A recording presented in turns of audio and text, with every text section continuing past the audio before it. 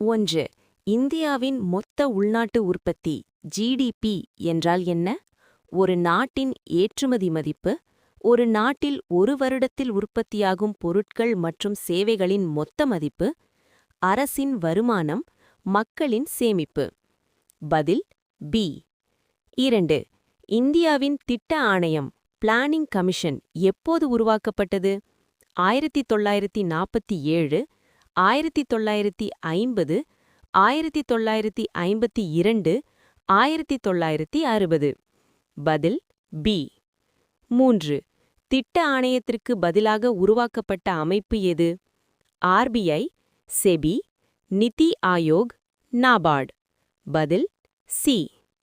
4. இந்தியாவின் மத்திய வங்கி எது?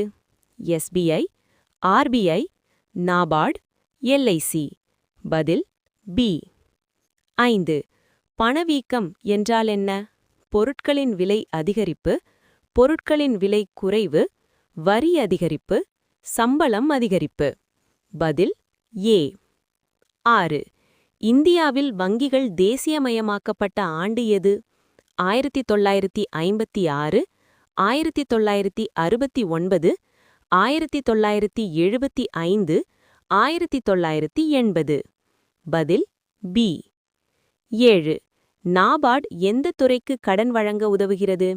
வேளாண்மை மற்றும் கிராமப்புற வளர்ச்சி, தொழிற்துறை, கல்வி, மருத்துவம்.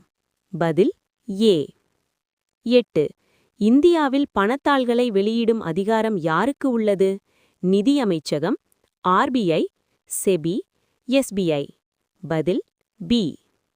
9. இந்தியாவின் முதல் 5ஆண்டு திட்டம் எப்போது தொடங்கியது? 1947, 1951, 1955, 1960. பதில் பி. 10. இந்திய பொருளாதாரத்தின் முதன்மை துறை எது?